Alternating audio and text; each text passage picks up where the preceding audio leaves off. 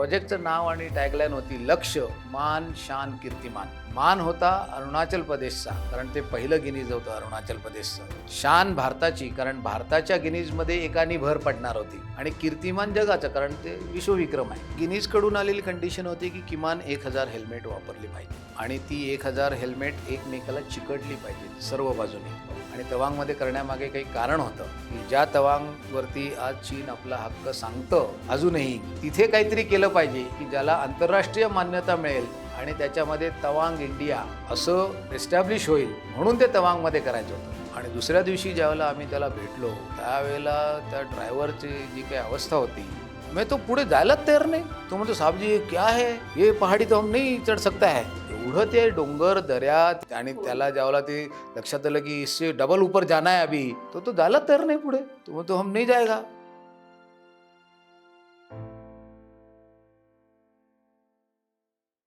नमस्कार. Travel tales by कविता या माझ्या पॉडकास्ट चॅनलवर तुमचं सहर्ष स्वागत. नमस्कार. नमस्कार अतुलजी. आपल्या सगळ्यांना माहितीच आहे की माझ्या चॅनलवरती मी 50 वर्षाच्या पुढचे प्रवास, 50च्या नंतर प्रवास करतात त्यातले काही माझे स्वतःच्या प्रवासावरच्या गप्पा गोष्टी रूपात सांगते आणि विविध वेगळ्याच ठिकाणी गेलेल्या काही लोकांचे अनुभव तेही लोकांपर्यंत मी पोचवते. मंडळी, आज आपल्या इकडे जे पाहुणे आले आहेत, श्री अतुलजी कुलकर्णी, यांच्याबद्दल मी त्यांनाच माहिती त्याला सांगणार आहे, कारण इतकी सगळी माहिती मलाही खूप रिसर्च करूनही बोलता येणार नाही जेवढी ते सांगू शकतील. पण एक निश्चित मी उल्लेख करते की आज पहिल्यांदा आपल्या पॉडकास्टमध्ये गिनीज वर्ल्ड रेकॉर्ड होल्डर श्रीयुत अतुलजी इथं आलेले आहेत. तर अतुलजी, प्लीज आपण सुरुवात गिनीज वर्ल्ड रेकॉर्ड करूनच करूयात की प्लीज तुम्ही सांगा तुमच्या रेकॉर्डच्या बद्दल. नमस्कार आणि धन्यवाद. आपल्या देशाचा जो अत्यंत सुंदर असा जो ईशान्य भारत आहे, आणि त्या ईशान्येतलाही ईशान्य म्हणजे नॉर्थ ईस्टमधला नॉर्थ ईस्ट, आणि आपल्या देशातला भूप्रदेशाच्या दृष्टीने नंबर 2चा जो प्रदेश आहे अरुणाचल प्रदेश, उगवत्या सूर्याचा प्रदेश म्हणून आपल्याला सगळ्यांना तो माहिती आहे. जगात दुसरी जी सूर्यकिरणं पडतात, पहिलं सूर्यकिरण पडतं जपानमध्ये आणि दुसरं सूर्यकिरण जे काही या भूमीवरती पडतं ते डोंग नावाचं एक छोटंसं गाव आहे अरुणाचल प्रदेशमध्ये. त्याच्यामुळे आपल्या देशातलाच पहिला सूर्यकिरण तिथे येतो असं नाही, तर जगातलं दुसरं सूर्यकिरण त्या ठिकाणी पडतं. त्या अरुणाचल प्रदेशमध्ये आम्ही गेल्या वर्षी म्हणजे 2022 साली 20 नोव्हेंबरला एक गिनीज विश्वविक्रम केला. तो अरुणाचल प्रदेशचं पहिलं गिनीज होतं. आजपर्यंत अरुणाचल प्रदेशमध्ये अशा प्रकारचा काही प्रयत्न झाला नव्हता. अरुणाचल प्रदेशचं राज्य सरकार, त्या सरकारचे प्रतिनिधी म्हणून तिथले माननीय मुख्यमंत्री पेमा खांडू, आणि अरुणाचल प्रदेश सरकारच्या सोबत अमेझिंग नमस्ते फाउंडेशनचं प्रतिनिधी म्हणून मी, असे आम्ही दोघेजण त्या गिनीज विश्वविक्रमाचे एका अर्थाने मानकरी आहोत. आणि हे पहिलं गिनीज अरुणाचल प्रदेशचं आहे. तो गिनीज विश्वविक्रम आम्ही साधारणपणे आपल्याला माहिती असणारे जी काही भारत आणि तिबेट चायनाची जी काही एक सीमा आहे तवांग, हो, ऐकून आहे.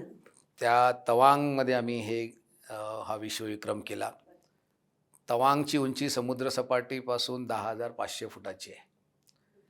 आणि तवांगला जाताना सेला पास एक अतिशय महत्त्वाचं पर्यटन स्थळ आहे. त्या सेला पासची उंची 13,500 फुटाची आहे. तो पास 13,500चा चढून पुन्हा खाली आपल्याला 10,000 फुटावरती यावं लागतं. आणि तवांगपासून साधारणपणे 30 किलोमीटरवरती ही भारत तिबेट चायनाची सीमा आहे. बुमला पास त्याला म्हणतात. ते ठिकाण आहे 15,700 फुटावरती. तर असा हा सगळा प्रदेश आहे. त्या प्रदेशामध्ये आपल्याला जर आठवत असेल तर 1962 साली चीननी आक्रमण केलं होतं.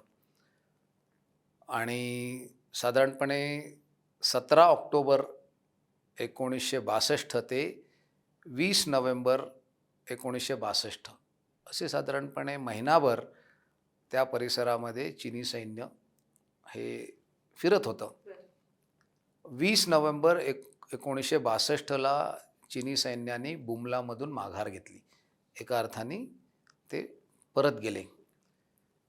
आणि आपण ऐकतो, वाचतो वर्तमानपत्रातून की अनेक वेळेला कुठे ना कुठेतरी चीन काही ते कुरापती करतं, इकडे प्रवेश कर, इकडे आपली चौकी घे, अमुक कर, असं सगळं ऐकतो आपण.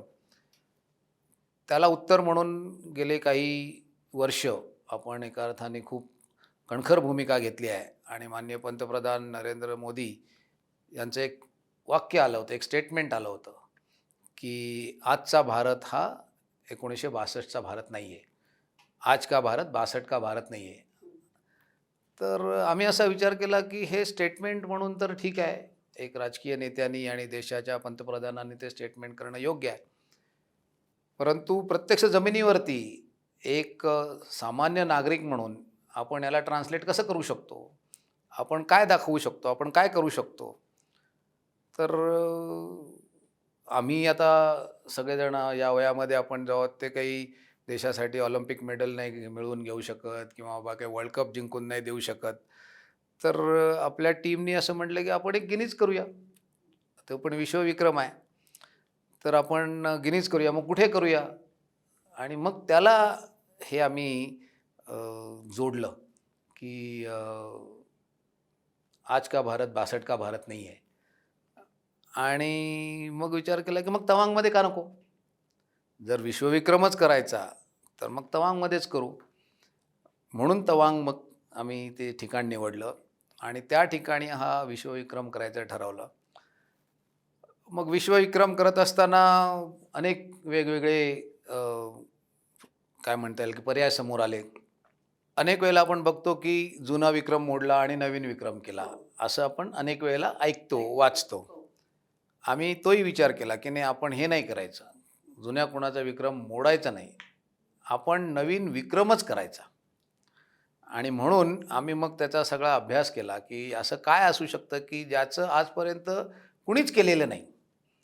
जर आपण एवढ्या उंचीवरती जातो आहोत तर मग ते त्या उंचीचंच असलं पाहिजे, असा एक विचार माननीय मुख्यमंत्री पेमा खांडूंच्या बरोबर एका चर्चेमध्ये पण आला कि ऐसा कुछ करते हैं कि वो लगे भी ऐसा कि हाँ भाई ये किसी ने नहीं किया था, ये हमने करके दिखाया. म्हणून मग आपण असा विचार केला की आजपर्यंत असं जे काही झालेलं नाही. मग तो अभ्यास अधिक झाला, टीमनी त्याच्यामध्ये विचार केला. मग त्याच्यामध्ये आणखीन एक मत आलं, एक सूचना आली की आता या सगळ्या प्रदेशामध्ये आपल्या देशाच्या अन्य भागामध्ये होतं आहे, तसंच त्याही प्रदेशामध्ये ईशान्य भारतामध्ये रस्त्यांची जी काही आहे ती एका अर्थाने संख्या वाढली आहे, क्वालिटी वाढली आहे आणि खूप रस्ते तिथे बांधले जात आहेत, ज्याच्यामधून दळणवळणाचे खूप मोठ्या प्रमाणावरती सोयी उपलब्ध होत आहेत. त्याचबरोबरीने आमच्या असं लक्षात आलं की हे ज्यावेळेला रस्ते चांगले झाले आहेत त्याच्या नंतर अभ्यास जो काही केला गेला त्याच्यामध्ये लक्षात आलं की ॲक्सिडेंटचं प्रमाण, अपघातांचं प्रमाण पण वाढलं आहे. याचं कारण मी अनेक वर्ष त्या भागामध्ये फिरतो आहे. आजपर्यंत म्हणत असताना एक 12-13 वर्षांपूर्वीपर्यंत फक्त SUVने तिकडे जाऊ शकायचो, कारण रस्तेच असे डोंगराळ, पर्वतीय आणि रस्ते शोधायला लागायचे अशी स्थिती होती. त्याच्यामुळे मग SUVमधून जाणं व्हायचं. आणि तरीसुद्धा आमचा ताशी स्पीड हा 30-40 किलोमीटर प्रति किलोमीटरच्या वर जाऊ शकत नसे, अशी आमची स्थिती होती तिकडे पूर्वोत्तर भारतात. ते अचानक आता एकदम आमच्या गाड्यांचा तिथला वेग वाढला. 80, 90, 100 किलोमीटर ताशी वेगाने आता गाड्या धावू लागल्यात तिकडे. चौपदरी रस्ते झालेत, जे दुपदरी आहेत ते पण चांगले झाले आहेत, रस्त्याची क्वालिटी सुधारली आहे.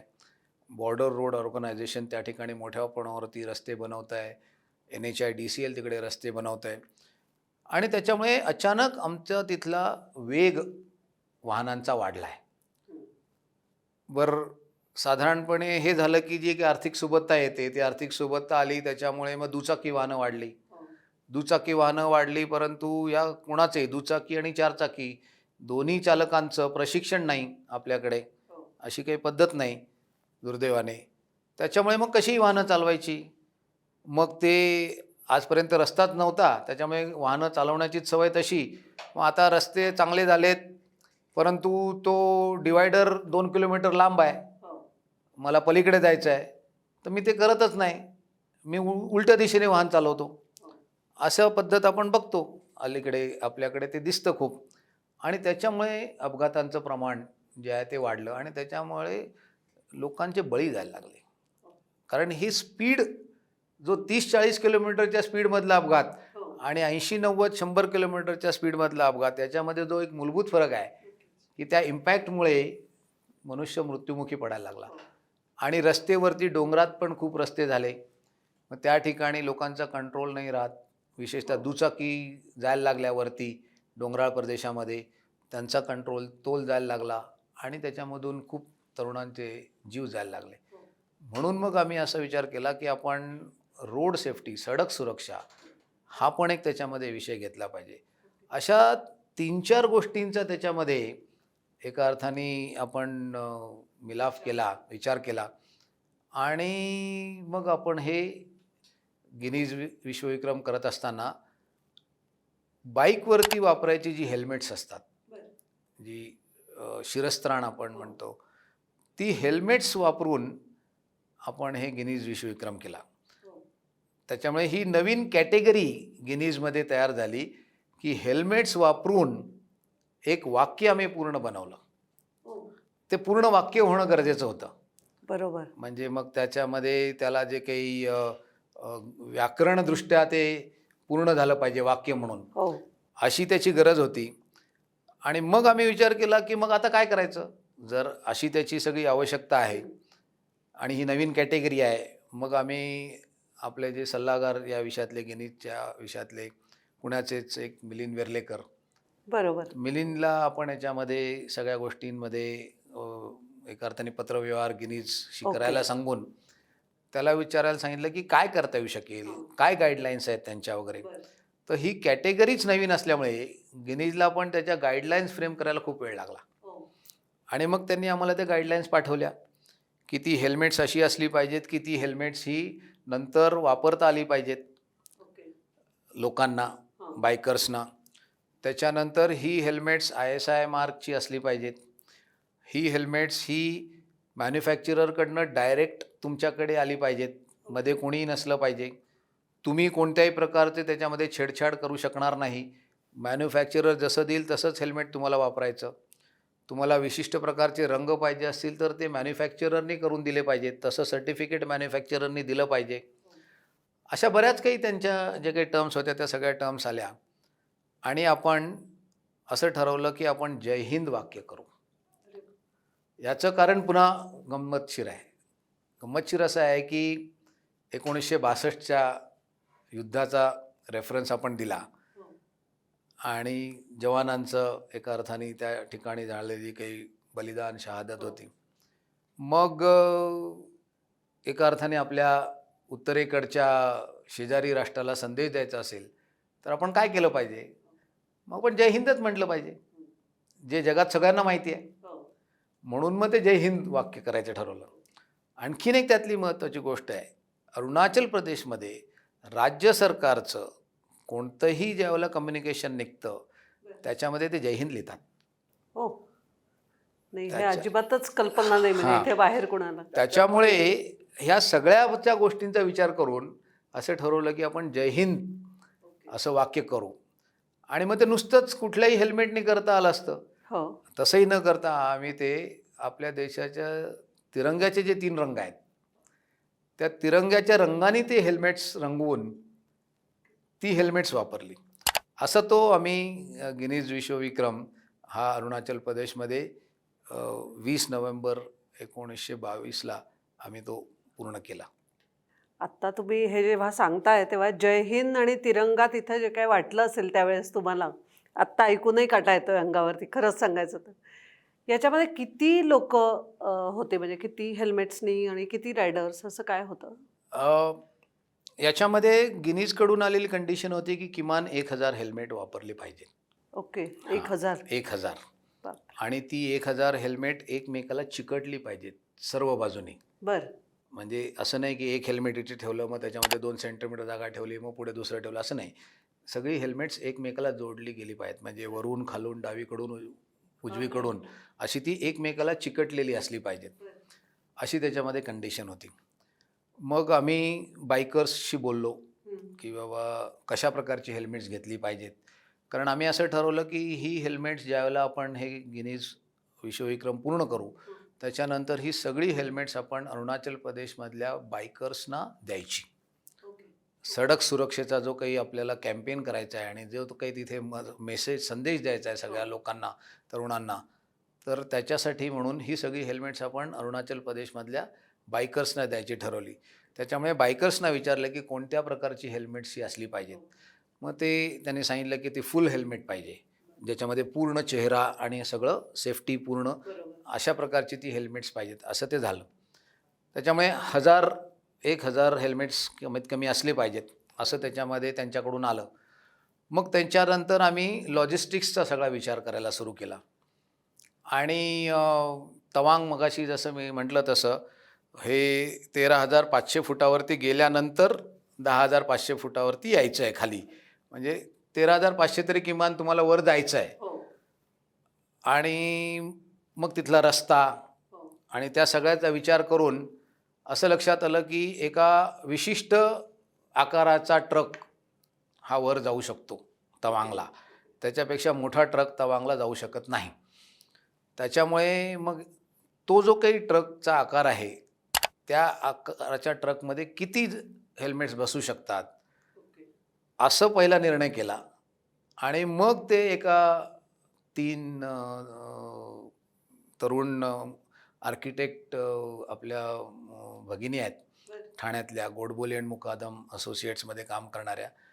त्यांना आम्ही ते असाइनमेंट दिली की आम्हाला जय हिंद हे एवढ्या हेल्मेट्समध्ये किती आकाराचं होतं आहे, त्याचे जे काही नॉर्म्स आहेत, प्रोटोकॉल आहे भारत सरकारचा जय हिंद तिरंगा वगैरेचं जो काही प्रोटोकॉल आहे त्या हिशोबाने तुम्ही आम्हाला सांगा की ह्या ट्रकमध्ये जाणारी जेवढी हेल्मेट्स आहेत त्या हेल्मेट्सच्या आधारे किती मोठं आपण हे करू शकतो ते आम्हाला तुम्ही सांगा. ते 1,000पेक्षा जास्त होती ट्रकमध्ये जाणारी हेल्मेट. त्याच्यामुळे ती 2,350 त्या ट्रकमध्ये 2,350 हेल्मेट ही पूर्ण त्याची जी काही हाईट आणि ज्याला सेंटर ऑफ ग्रॅव्हिटी आपण म्हणतो त्या ट्रकचा सेंटर ऑफ ग्रॅव्हिटी, कारण ती एवढे वळणावळणाच्या रस्त्याने तो वरपर्यंत जायचा, तर तो सगळा त्याची स्टॅबिलिटीचा सगळा विचार करून जास्तीत जास्त 2,350 हेल्मेट्स आपण वरती नेऊ शकतो असं ज्यावेळेला कळलं त्याच्यानंतर मग ते त्या आर्किटेक्टना आपण दिलं की तुम्ही याच्यात आम्हाला लेआउट करून द्या, डिझाईन करून द्या. आणि त्यांनी तो आपल्याला डिझाईन करून दिलं.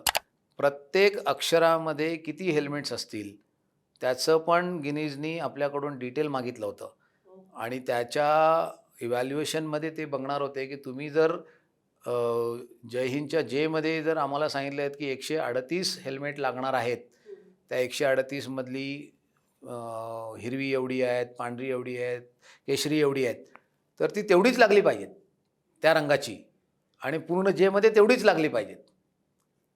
असं ते सगळ्या कंडिशन्स आल्या होत्या. त्या सगळ्याचं कॅल्क्युलेशन मग ते सगळं आर्किटेक्टनी ते आम्हाला करून दिलं. असं एका बाजूनी आर्किटेक्ट त्याच्यामध्ये इन्वॉल्ड होते जे मुंबईतले होते. त्याच्यानंतर ही हेल्मेट्स आम्ही दिल्लीमध्ये बनवून घेतली. त्याच्यामुळे दिल्लीत हेल्मेट मॅन्युफॅक्चरर होता.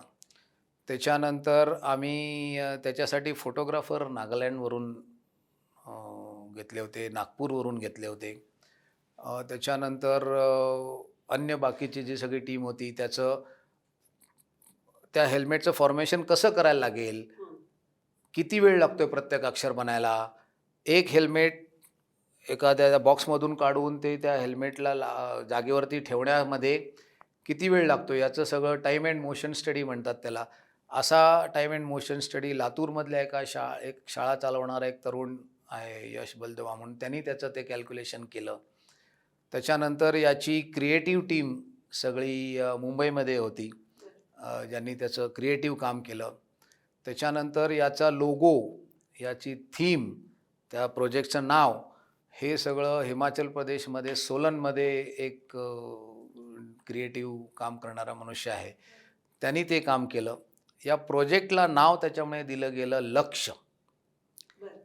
आता मगाशी जसं म्हणलं, ते लक्ष्य होतं 20 नोव्हेंबर 2022ला झालंच पाहिजे गिनीज, असं लक्ष्य होतं. आणि त्याची टॅगलाईन होती लक्ष्य, मान शान कीर्तिमान. मान होता अरुणाचल प्रदेशचा, कारण ते पहिलं गिनीज होतं अरुणाचल प्रदेशचं. शान भारताची, कारण भारताच्या गिनीजमध्ये एकानी भर पडणार होती. आणि कीर्तिमान जगाचं, कारण ते विश्वविक्रम आहे. त्याच्यामुळे याचं प्रोजेक्टचं नाव आणि टॅगलाईन होती लक्ष्य, मान शान कीर्तिमान. आणि तुम्हाला सांगायला मला खूप आनंद होतो की ही टॅगलाईन अक्षरशः 5 मिनिटामध्ये माननीय मुख्यमंत्री पेमा खांडू, मी आणि आमचा एक कॉमन मित्र ओकेन तायांग, हा ॲडव्हेंचर टुरिझम असोसिएशनचा देशभरातला पदाधिकारी आहे, अशा आम्ही तिघेजण इम्फाळमध्ये एका कार्यक्रमामध्ये एकत्र होतो. आणि तिथे मला त्या सोलनमधल्या डिझायनरनी ते पाठवलं की सर, ये प्रोजेक्ट नाम लक्ष्य मान शान कीर्तिमान ऐसा दे सकते, असं मुझे लगता है. आणि ते मी मुख्यमंत्र्यांना तिथे दाखवलं. अक्षरशः 5 मिनिटामध्ये त्यांनी ते क्लिअर केलं. म्हणजे एकदम सही आया है, अभी कुछ चर्चा नहीं करेंगे, इसको कर लेंगे हम. असं ते बरेच लोक त्याच्यामध्ये होते, वेगवेगळ्या ठिकाणचे लोक होते. आता हे वेगवेगळ्या ठिकाणचे लोक होते, याच्या मागेही कारण होतं. याचं कारण हा प्रोजेक्टच मुळात इतका एका अर्थाने सेन्सिटिव्ह होता की मी जसं म्हटलं तुम्हाला की ते तवांगमध्ये करायचं होतं. आणि तवांगमध्ये करण्यामागे काही कारण होतं की ज्या तवांगवरती आज चीन आपला हक्क सांगतं, अजूनही तिथे काहीतरी केलं पाहिजे की ज्याला आंतरराष्ट्रीय मान्यता मिळेल आणि त्याच्यामध्ये तवांग इंडिया असं एस्टॅब्लिश होईल, म्हणून ते तवांगमध्ये करायचं होतं. अन्यथा हा गिनीजचा हेल्मेट वापरणारा रेकॉर्ड आम्ही पुण्यातही करू शकलो असतो, मुंबईतही करू शकलो असतो, दिल्लीतही करू शकलो असतो, परंतु तो तवांगलाच करायचा होता. कारण ते सर्टिफिकेटमध्ये आपल्याला तवांग अरुणाचल प्रदेश इंडिया पाहिजे होतं. आणि ते आपण आज मिळवलेलं आहे की त्या गिनीजच्या सर्टिफिकेटवरती लिहून आलं आहे, government of Arunachal Pradesh and amazing Namaste foundation कंसामध्ये बोथ इंडियन, हे पण महत्त्वाचं आहे, both Indian have successfully achieved Guinness world record at Tawang Arunachal Pradesh India. एका अर्थाने हा जो काही त्यातला महत्त्वाचा भाग होता, की ते रेकॉर्ड होणं महत्त्वाचं होतं आणि ते तवांगला होणं महत्त्वाचं होतं. त्याच्यामुळे यातल्या बऱ्याचशा गोष्टी ह्या एका अर्थाने ज्याला म्हणता येईल की सिक्रेट मिशनसारख्या इंडिपेंडेंटली लोक वेगवेगळ्या ठिकाणी करत होते. आणि आर्किटेक्टला माहीत नव्हतं की हे काय होणार आहे. हेल्मेटवाल्याला फक्त एवढंच माहिती होतं की सडक सुरक्षेचं एक मोठं कॅम्पेन आहे, त्याच्यासाठी हेल्मेट्स पाहिजे आहेत. फोटोग्राफरना एवढंच माहिती होतं की तिथे एक मोठी रॅली होणार आहे, बाईक रॅली, ज्याच्यामध्ये CM स्वतः ती बाईक रॅली लीड करणार आहेत, त्याच्यामुळे त्याचं फोटोग्राफी करायला जायचं आहे. डिझायनर्सना माहिती होतं की बाबा आपल्याला एक मोठ्या इव्हेंटचं काम करायचं आहे. आणि एका अर्थाने याच्या सगळ्या मीटिंग ज्या आहेत त्या मीटिंग्स पण आमच्या वेगवेगळ्या ठिकाणी झाल्या. आणि आम्ही सगळेजण एक आठवडाभर अगोदर फक्त तिथे तवांगला पोचलो, बाकी सगळ्या गोष्टी या आम्ही आपापल्या ठिकाणी केल्या. असे अनेक लोक याच्यामध्ये इन्वॉल्ड होते. कंडिशन गिनीजची होती की 100पेक्षा जास्त लोक एका वेळेला हेल्मेट लावू शकणार नाहीत आणि प्रत्येकाकडे त्याचा व्हॉलेंटिअरचा बॅच असणं आवश्यक आहे. विदाऊट व्हॉलेंटिअरचा बॅच कुणीही मनुष्य येऊन हेल्मेट लावू शकणार नाही. 8 कॅमेऱ्याचा सेटअप होता. कुठलीही आमची गोष्ट ही त्या 8 कॅमेऱ्याच्या सेटअपमधून मिस करणं शक्य नव्हतं. त्याच्यामुळे थोडीशी जरी चूक इकडे तिकडे झाली असती, म्हणजे त्या जेमध्ये 138च्या ऐवजी 139 लागले असते किंवा 137 लागले असते, तरी तो आमचा अटेम्प्ट फेल झाला असता. किंवा आम्ही जे काही डायमेन्शन दिले होते त्या डायमेन्शननुसारच ते होणं गरजेचं होतं. यातली आणखीन एक महत्त्वाची गोष्ट अशी होती की ह्याची अक्षरं जी काही केली होती जय हिंद आणि त्याचं उद्गारवाचक चिन्ह याचं मार्किंग खाली करण्याला परवानगी नव्हती. ह्याचं खाली मार्किंग करून लावायचे नव्हते बापरे. ते तुम्ही ठेवायचे. म्हणजे आपण जसं आधी हां. खुल्या करतो आणि मग नाही, नाही, त्याच्यावर नाही, तसं तसं काही काही नाही. नाही. बापरे. तसं काही नाही. फक्त आउटर बाउंड्री होत्या 138 फूट बाय 32 फूट बापरे. एवढे फक्त तुम्हाला बाउंड्री दिलेली होती. याच्या आतमध्ये तुमचं बसणार आहे सगळं आणि ते सगळं बसलं पाहिजे. टाइम कन्स्टंट पण होता. टाईम कन्स्टेंट नव्हता. ओके. हां, तेवढं मात्र आम्ही त्याच्यामध्ये केलं होतं की टाईम कन्स्टेंट आम्हाला नव्हता. हां. पण 100पेक्षा जास्त नाही, हो विदाऊट व्हॉलंटियर बॅच नाही हो. आणि एक कोणताही क्षण पूर्ण फॉर्मेशन चालू असताना असा नसला पाहिजे की काहीच होत नाही आहे. हो म्हणजे तेही होतं. हो. म्हणजे असं नाही की बाबा आपलं आता लावलेत काही आणि बघतायत काय झालंय काय नाही, तसंही नव्हतं. हो. एकदा चालू केलं ती शिट्टी वाजवली की जी शिट्टी ॲप्लिकंट म्हणून पेमा खांडूंनी वाजवली मुख्यमंत्र्यांनी सकाळी हो. 6:30 वाजता. बर. ती वाजवल्यानंतर पूर्ण फॉर्मेशन कंप्लीट होईपर्यंत तुमची काही ना काही ॲक्टिव्हिटी त्याच्यामधली चालू असली पाहिजे. कुठेतरी हेल्मेट ठेवलं गेलं पाहिजे, हो तेही चालू असलं पाहिजे. आता 100च जणांनी तिथे लावायचं ॲट ए टाईम आणि ती 2350 लावायची म्हणजे पुन्हा प्रत्येकी 23 लावायला लागतील असाही प्रश्न आला. पण टर्नअराऊंड आमचा खूप जास्त होता कारण आम्हाला स्थानिक लोकांना त्याच्यामध्ये सहभागी करून घ्यायचं होतं. त्याच्यामुळे शाळा, कॉलेज, तिथे असणारी सामान्य जनता, अन्य सगळे लोक, बायकर्स, बाहेरून आलेली माणसं, अशा सगळ्यांना आपण त्याच्यामध्ये इन्व्हॉल्व केलं आणि त्यांनी ती हेल्मेट्स लावली. म्हणजे खरोखर त्या मुलांचं कौतुक आहे. शाळा कॉलेजमधली जी मुलं आली होती तरुण, त्यांचं कौतुक आहे याच्यामध्ये की त्यांनी 40 मिनिटामध्ये हे पूर्ण केलं काम. बापरे. हे एवढं सगळं. हां, 40 मिनिटामध्ये त्यांनी हे काम पूर्ण केलं. कमाल.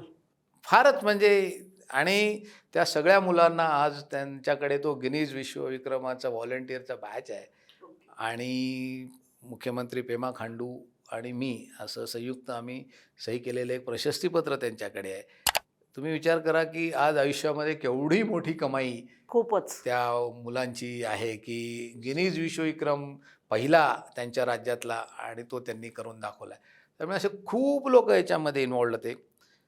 तो ट्रक ज्याचा उल्लेख मी मगाशी केला, तो ट्रकसुद्धा ठरवत असताना आम्हाला खूप विचार करावा लागला. कारण मी म्हटलं तसे मिशन इतकं सिक्रेट होतं की ट्रान्झिटमध्ये कुठेही हे काय आहे आणि कशासाठी चाललं आहे याचं कुठेही डिस्क्लोज होणं नव्हतं. याचं कारण 3 वर्षापूर्वी याच तवांगमध्ये एक गिनीज विश्वविक्रम करण्याचा प्रयत्न झाला होता आणि त्यावेळेला आंतरराष्ट्रीय दबाव आला आणि ते आपण प्रयत्न सोडून दिला होता. त्यामुळे ह्यावेळेला आम्ही असं ठरवलं होतं की असा काही प्रयोग किंवा प्रयत्न तिथे होतो आहे याची वाच्यता कुठेही झाली नाही पाहिजे आणि म्हणून तो ट्रकसुद्धा ठरवत असताना तो ट्रक साईज मी म्हटलं तसं नाहीतर ही आम्ही 5000 हेल्मेट करू शकलो असतो, 2 ट्रक घेऊन गेलो असतो, पण तेही करायचं नव्हतं. याचं कारण मग त्याच्यामध्ये एक रिस्क, एक ट्रक मागे पुढे, मग 2 ट्रक एकसारखे कशासाठी चालले आहेत, काय चाललं आहे, कारण एवढा मोठा तो सर्व्हिलन्स त्या ठिकाणी चालतो. त्याच्यामुळे आम्ही तर एका ट्रकमध्ये एन्क्लोज्ड एका अर्थाने याच्यामध्ये जे वर पोचेल एका फटक्यात वरती पोचेल, ज्याला थांबावं लागणार नाही, खालून निघाल्यानंतर तो वर पोचला पाहिजे असा तो ट्रक होता. आणि त्याचं ड्रायव्हर दिल्लीवरून जेव्हा ते सगळं घेऊन निघाले आणि ते आसाममध्ये पोचले, आसाममधून अरुणाचल प्रदेशच्या बॉर्डरला ते गेले आणि आम्ही योग्य ठिकाणी त्याची जी काही सूचना द्यायची होती ती दिलेली होती आणि तो वेळेपेक्षा 1 दिवस अगोदरच पोचला.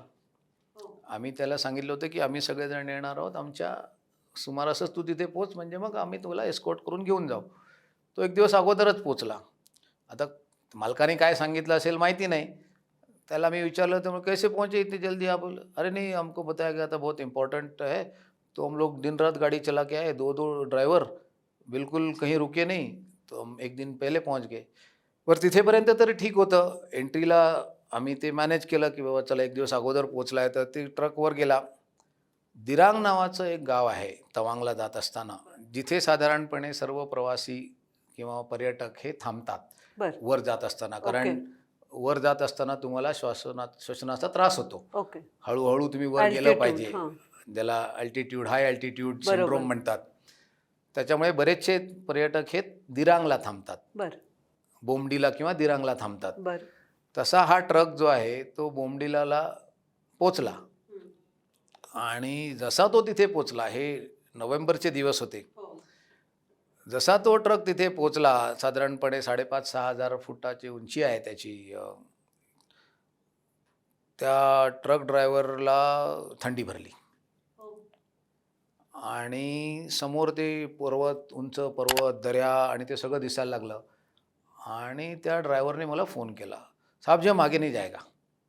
क्या हो गया, आगे नहीं जाएगा? नहीं नहीं साहब, ये आगे नहीं जा सकता है, हम तो पूरा डर गया है और बहुत ठंड है इधर, बहुत ज़्यादा ठंड है.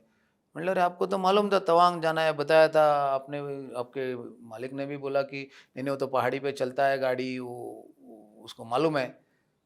बोला हाँ सर पहाड़ी चलता है. बोले कहाँ तक गया है? बोला हम हरिद्वार तक गया है. कुठे हरिद्वार आणि कुठे 10,000 आणि 13,000 फुटाचं तवांग. आणि मी त्याला म्हटलं अब एक काम करो, गाड़ी आप सड़क किनारे बाजू में लगा दो, हम कल सुबह वहाँ पहुँचेंगे, आप बिल्कुल हिलना नहीं वहाँ से, जहाँ है वहीं पर रहो. आणि दुसऱ्या दिवशी ज्यावेळेला आम्ही त्याला भेटलो त्यावेळेला त्या ड्रायव्हरची जी काही अवस्था होती, मैं तो पुढे जायलाच तयार नाही. तो म्हणतो साहब जी ये क्या है, ये पहाड़ी तो हम नहीं चढ़ सकता है. एवढं ते डोंगर, दऱ्या, ते बाजूला असणाऱ्या 6,000 फूट आणि त्याला ज्यावेळेला ते लक्षात आलं की इससे डबल ऊपर जाना है अभी, तो जायला तयार नाही पुढे. तो म्हणतो हम नहीं जाएगा. म्हटलं क्या हो गया भाई? नहीं सर बहुत ठंडा है इधर. त्याला विचारलं ठंडा क्यों लग रहा है आपको? तो सर हम तो एक स्वेटर लेके आया है.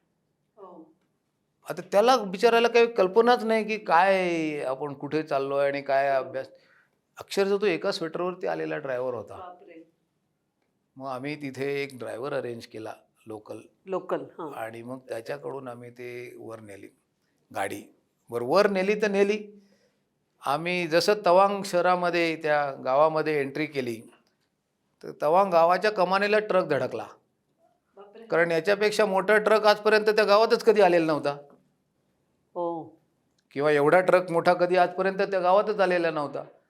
तर जसे ते ट्रक त्या ट्रॅफिकच्या कमानीला धडकले, तवांगचा ट्रॅफिक इंचार्जच आला, ये कौन सा गाडी आ गया, बापरे, ये किस लिए आया है वगैरे असे सगळे प्रश्न. मग ते सगळं त्यांना सांगून म्हटलं की नाही ये कुछ स्पेशल इसमें आइटम्स है. चीफ मिनिस्टर साहब, कारण सीएम त्या कॉन्स्टिट्यूएंसी आमदार आहेत, तर सीएम साहब ने कुछ मटेरियल भेजा है उसको खाली करने के लिए. आणि मग ते आम्ही अनलोड केलं रात्रीतनं. आणि दुसऱ्या दिवशी पहाटे ट्रकला पाठवून दिलं की ट्रक तिथे थांबला पण नाही पाहिजे, गावात चर्चा नाही झाली पाहिजे की हे काय आलं आहे, कुठे ठेवलं आहे, काय आहे. आणि म्हणून ते आम्ही त्या गावामधली जी बुद्धिस्ट लोकांची जी मोनास्ट्री असते, त्या मोनास्ट्रीमध्ये ते सगळं सामान ठेवलं की ज्याच्यामुळे त्या ठिकाणी कोणी जात नाही, एक सिक्रेट प्लेस आहे, वास्तू अशी, त्याच्यामुळे तिथे ते सगळं ठेवलं. त्यामुळे असं ते खूप लोकांच्या याच्यामध्ये ज्याला म्हणता येईल की मोठं योगदान आहे. ते करत असताना काही हेल्मेट डॅमेज झाली, तर ती आम्हाला अगोदरच कळली की डॅमेज झाली आहेत काही हेल्मेट्स. तर ती कारण ते मी म्हटलं तसं त्या कमानीला ते ट्रक लागला होता, तर ती काही हेल्मेट डॅमेज झाली. ते डॅमेज झालेली हेल्मेट लक्षात आल्यानंतर आमचे जे कोणी 2-4 कार्यकर्ते अजून मागून येणार होते त्यांच्याकडून ती हेल्मेट्स मागवायची ठरवली. दिल्लीमध्ये काही स्पेअरमध्ये ठेवली होती, ती हेल्मेट्स मागवूया म्हणून ती हेल्मेट्स त्यांना घेऊन यायला सांगितलं. ती हेल्मेट्स घेऊन ते विमानाने निघाले, तर ते विमानात बसले, ती हेल्मेट राहिली मागे, कारण वेट जास्त झालं होतं त्या फ्लाईटवरती, त्याच्यामुळे मग त्याने ती हेल्मेट मागे ठेवून दिली. मग ती दुसऱ्या दिवशी सकाळच्या फ्लाईटने आली. मग तो आमचा कार्यकर्ता जो काही आहे तो घेऊन निघाला. त्याचा तेजपूरच्या जवळ एक गाडीचा मोठा ॲक्सिडेंट झाला. ती गाडी सोडून दिली आणि तो पब्लिक ट्रान्सपोर्टनी ती हेल्मेट्स घेऊन 18 हेल्मेट्स घेऊन अक्षरशः टॅक्सीतून पब्लिक टॅक्सी जी वरती जाते तेव्हा त्याच्यातून तो तिथे वर पोचला. म्हणजे खरोखर ते कार्य दैवी होतं. म्हणून ती 18 हेल्मेट्स वेळेत पोचली. आणि जर ती 18 हेल्मेट्स तिथे पोचली नसती तर आमच्याकडे हेल्मेट शॉर्ट झाली असती आणि शॉर्ट हेल्मेटनी आम्ही काही विक्रम पूर्ण करू शकलो नसतो. कारण तिथे एकदा काय तुम्ही ते नाही केलं की तिथे ते हे येतं की युअर अटेम्प्ट हॅज फेल्ड. म्हणजे तुम्ही तारीखही बदलू शकत नाही. तारीख बदलू शकतो, हां. परंतु तारीख बदलायची झाली तर पुन्हा त्या माणसाचं सगळं तो it is treated as a fresh attempt. हो. म्हणजे काहीच शक्य नव्हतं. काहीच शक्य नव्हतं. म्हणजे याच्यामध्ये या सगळ्या गोष्टींचा विचार करून काय इव्हेंच्युअली आपल्यासमोर चॅलेंजेस येतील त्या सगळ्याचा विचार करून आम्हाला ते करावं. म्हणजे आम्ही त्या ठिकाणी गेलो तर ते आता एवढं मोठं 138 फूट बाय 32 फुटाचं जागा पाहिजे. तर तेवढा रस्ता पण नाही गावामध्ये. म्हणून मग ते एक स्टेडियम शोधलं गावामध्ये. जे कुठलं एक स्टेडियम तिथे काम चालू होतं, अंडर कन्स्ट्रक्शन होतं त्यावेळेला. ते आता पूर्ण झालं आहे. ते स्टेडियम जे होतं त्या स्टेडियमचा ॲथलेटिक्स ट्रॅक आम्ही निवडला की आता या ॲथलेटिक्स ट्रॅकचं बांधकाम होणार आहे तर इथे त्यांनी जे काही हार्ड सरफेस केला आहे त्याच्यावरतीच आपण ते करू. याचं कारण आम्ही अगोदर जे ठरवलं होतं की आपण एका प्लॅटफॉर्मवरती ते करू. हां. साधारणपणे आपण स्टेज बांधतो तसं स्टेज बांधू आणि स्टेजवरती ती हेल्मेट्स ठेवू.